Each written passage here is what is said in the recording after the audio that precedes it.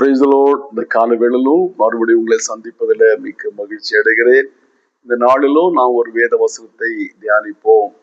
31 சங்கீதம் 19 வசனம். சங்கீதம் 31:19. உமக்கு பயந்தவர்களுக்கும் மனுபுத்து முன்பாக உம்மை நம்புகிறவர்களுக்கும் நீர் உண்டு பண்ணி வைத்திருக்கிற உம்முடைய நன்மை எவ்வளவு பெரிதா இருக்கிறது.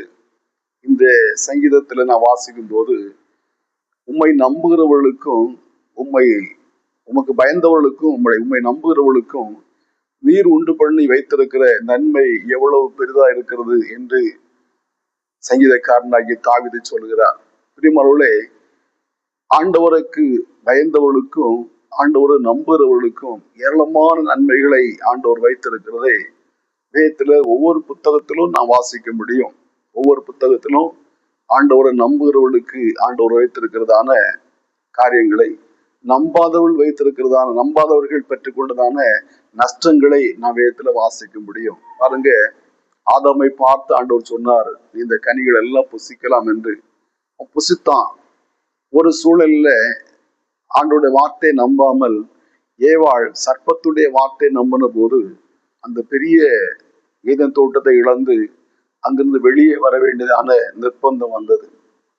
நம்பின போது ஆசிரிக்கப்பட்டார்கள், நம்பாத போது அங்கிருந்து துரத்தப்பட்டார்கள். இதே போலதான் கர்த்தருக்கு நாம் பயந்து அவருடைய வார்த்தைகளை நம்பும் போது, ஆண்டவரை நம்பும் போது, ஆண்டவர் என்னுடைய வாழ்க்கை நன்மை செய்வார் என்கிறதான அந்த அசைக்க முடியாத நம்பிக்கை நம்முடைய வாழ்க்கை இருக்கும் போது தேவன் நமக்கு நன்மை செய்கிற தேவனா இருக்கிறார். சங்கீதக்காரர் சொல்கிறார், ஆண்டவர் அவளுக்கு வைத்திருக்கிற நன்மை எவ்வளவு பெரிதா இருக்கிறது.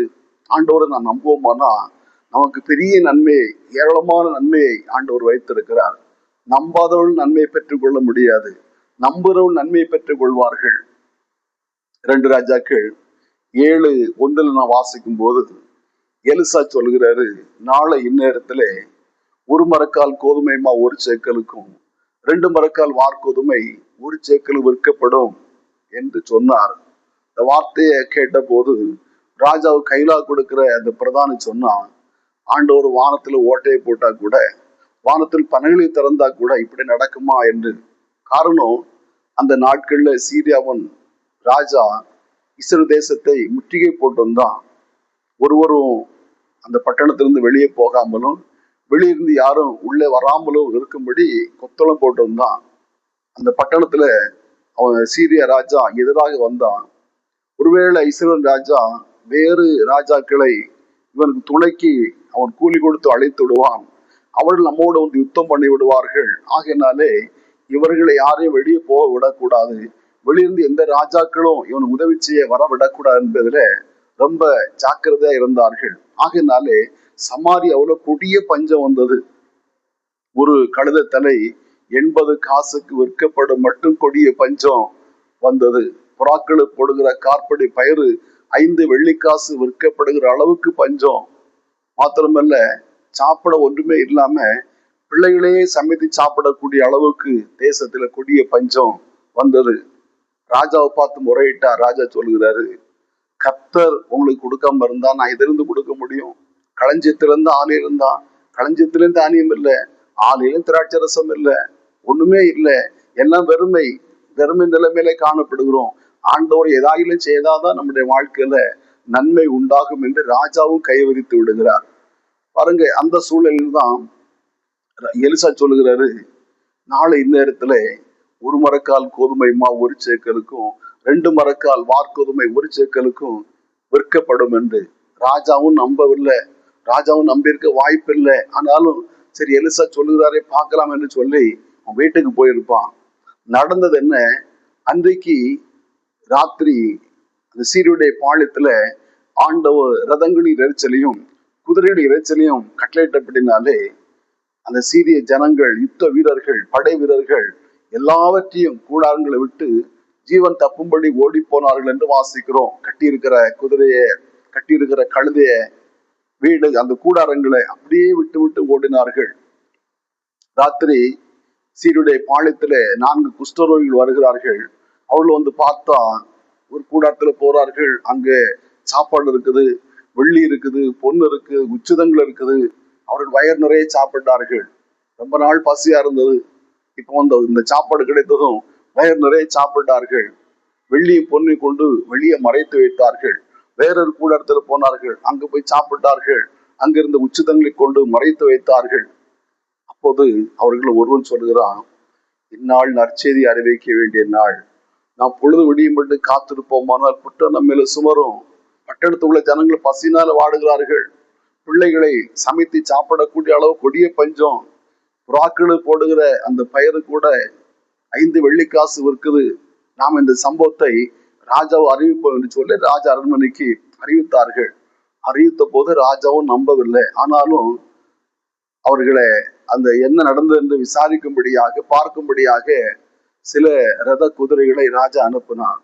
பார்த்தா சீரைகள் ஓடி போகிற அவசரத்துல வழியெல்லாம் சால்வைகளை ஈட்டிகளை எரிந்து விட்டு தட்டுமுட்டுகளால் வழியெல்லாம் நிறைந்திருக்கிறதை கண்டு அதை ராஜாவுக்கு அறிவித்தான். ராஜா பட்டணத்தை திறந்து வைத்த போது ஜனங்கள் அந்த சீருடைய பாளையத்தை கொள்ளையிட்டார்கள். அதில் என்னென்ன கொள்ளையிட்டார்கள்? வெள்ளி இருக்கிறது, பொண்ணு இருக்குது, கழுதைகள் இருக்குது, குதிரைகள் இருக்குது, உச்சிதங்கள் இருக்குது, பொருட்கள் இருக்குது, எல்லாத்தையுமே கொள்ளையிட்டார்கள். எல்லாவற்றையும் கொள்ளையிட்டு ஜனங்கள் எடுத்துக்கொண்டார்கள். எலிசா சொன்னதுபடி 1 மரக்கால் கோதுமைமா 1 சேக்கலுக்கும் 2 மரக்கால் வார்கோதுமை 1 சேக்கலுக்கும் விற்கப்பட்டது. ஜனங்கள் அதை அனுபவித்தார்கள். விசுவாசித்தவர்கள் அதை பெற்றுக்கொண்டார்கள். விசுவாசியாதவர்கள் அதை பெற்றுக்கொள்ள முடியவில்லை. நம்பாதவர்கள் அதை அனுபவிக்க முடியவில்லை. ஒரு பிரதானி சொன்னானே, ஆண்டவர் வானத்துல ஓட்ட போட்டா கூட, பலகனியை திறந்தா கூட இப்படி நடக்குமா என்று சந்தேகப்பட்டானே, அவனை ராஜா அந்த காரியங்களை விசாரிக்கிற ஒரு விசாரிப்புக்காரனை வைத்தான். விற்கப்படுகிறது, நியாயமா விற்கப்படுகிறதா, எல்லாரும் கிடைக்கிறதா என்பதை கண்காணிக்கும்படியாக விசாரிப்புக்காரனை வைத்தான். ஜனங்கள் அவனை மிதித்து போட்டபடினாலே அவன் செத்து போனான் என்று நாம் வேதத்துல வாசிக்கிறோம். யார் செத்து போனது? நம்பால அந்த பிரதானி, அவிசுவாசித்த அந்த பிரதானி. எலிசா சொன்னாரு, உள்ள கண்களாலே காண்பாய், 1 மரக்கால் கோதுமைமா 1 சேக்கல் விற்கப்படுவதை உடைய கண்கள் காணும். 2 மரக்கால் வார்கோதுமை 1 சேக்கல் விற்கப்படுவதை உடைய கண்கள் காணும், ஆனா சாப்பிட மாட்டாய். அதே போல ஜனங்கள் அவனை மிதித்து கொண்டு போட்டபடினாலே அவன் செத்து போனான். கண்களால பார்த்தான், ஆண்டோடைய அந்த அதிசய கிரியை பார்த்தான், ஆண்டோர் செய்தான மகத்தான கிரியை பார்த்தான். 1 சேக்கலுமா கோதுமையுமா 1 சேக்கல் விற்கப்படுவதை பார்த்தான். ஆனா அதை அனுபவிக்க முடியவில்லை. ஆனா விசுவாசித்த ஜனங்கள் எவைகள் எல்லாம் பெற்றுக்கொண்டார்கள்? சாப்பாடு மாத்திரம் இல்ல, வெள்ளி, பொண்ணு, கழுதைகள், குதிரைகள், அந்த கூடாரங்கள் இருந்தான உச்சிதங்கள், அங்கிருந்த பட்டை, ஈட்டி, அந்த சீரியடைய பாளை, அந்த யுத்த வீரர்கள் என்னென்ன கொண்டு வந்தார்களோ எல்லாவற்றையும் கொள்ளையிட்டார்கள். அந்த வசனம் அப்படிதான் வாசிக்கிறோம். எல்லாவற்றையும் அவர்கள் கொள்ளையிட்டார்கள். இந்த கூடாரங்கள் இருந்து எல்லாவற்றையும் எடுத்துக்கொண்டார்கள். தேவனுடைய பிள்ளைகளே, ஆண்டவர் பயப்படுகிறவர்களுக்கு, ஆண்டவர் நம்புகிறவர்களுக்கு ஆண்டவர் ஆயத்தம் பண்ணி வைத்திருக்கிறத ஒருவருடைய கண் காணவும் இல்லை, காது கேட்கவும் இல்லை என்று ஏசாயால வாசிக்கிறோம் 64. பிரியமானவர்களே, உங்க வாழ்க்கையில கூட நீங்க ஆண்டவர் நம்புவீர்களான்னா உங்களுக்கு ஆண்டவர் வைத்திருக்கிற மேன்மையான காரியங்களை ஒருவருடைய கண் காணவில்லை. ஆண்டவர் வைத்திருக்கிற நன்மைகள் அவ்வளவு பெரிதா இருக்கிறது. நாம் எதிர்பார்த்துதான் அந்த நன்மைகளை ஆண்டவர் நமக்கு தர வல்லவராய் காணப்படுகிறார். இன்றைக்கு ஆண்டவர் நம்ப வேண்டும். நம்முடைய சூழ்நிலைகள் ஒருவேளை பாதகமாக நம்ப கூடாத ஒரு சூழல்ல காணப்படலாம். ஆனா ஆண்டவர் நம்புவோமானா நம்முடைய வாழ்க்கையில மகா பெரிய காரியங்களை செய்ய அவர் வல்லவராய் காணப்படுகிறார். இன்றைக்கு வரைக்கும் ஆண்டவர் நம்பாததுனாலதான் அநேக காரியங்களை நாம் பெற்றுக்கொள்ளாம இருக்கிறோம். சூழ்நிலையை பார்க்கிறோம். சூழ்நிலையை பார்த்தா நிச்சயமாகவே நாம் ஆண்டோட நன்மையை பெற்றுக்கொள்ள முடியாது.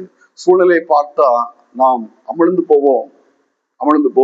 பாருங்க, பேதுரு ஆண்டவரை பார்த்து, ஆண்டவரே நீரே ஆனா நானும் கடல்ல நடக்கும்படி உதவி செய்யும் என்று சொன்னான். ஆண்டவர் சொன்னாரு, வா நடந்து வா அப்படின்னு. நடந்தான். ஆண்டவர் நோக்கி நடந்து வந்துட்டே இருந்தான். சூழ்நிலையை பார்த்தான், அலைகளை பார்த்தான், கொந்தளிப்பை பார்த்தான், அமிழ்ந்து போனான். விசுவாசித்து நடக்க ஆரம்பித்தவன், விசுவாசித்து இயேசுவை பார்த்து கடல் மேல் மிதிக்க ஆரம்பித்தவன் சூழ்நிலையை பார்த்து அமிழ்ந்து போனான். உங்க வாழ்க்கையில கூட இருக்கிறதான அந்த சூழ்நிலை நீங்க பார்ப்பீங்களா, ஆண்டவரை வைத்திருக்க நன்மையை பெற்றுக்கொள்ள முடியாது. ஒருவேளை உடைய வாழ்க்கையில நம்ப கூடாத ஒரு சூழ்நிலையாக காணப்படலாம். நீங்க இருக்கிற நிலைமையை பார்த்தா நம்ப கூடாத ஒரு நிலைமையா தான் காணப்படுகிறது. ஆனாலும் நம்ப வேண்டும். ஆபிரகாம் நம்புவதற்கு ஏதுவில்லாதிருந்தும் அதை நம்பினான். அந்த நம்பிக்கையை ஆண்டவர் கனம் பண்ணினார் என்று வாசிக்கிறோம். ஆபிரகாம் தேவனை விசுவாசித்தான், அதை அவன் நீதியாக எண்ணினார் என்று வேதத்துல படிக்கிறோம்.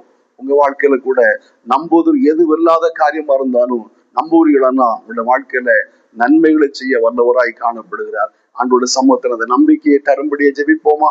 நல்ல பிதாவே, நன்றியோடு துதிக்கிறோம்.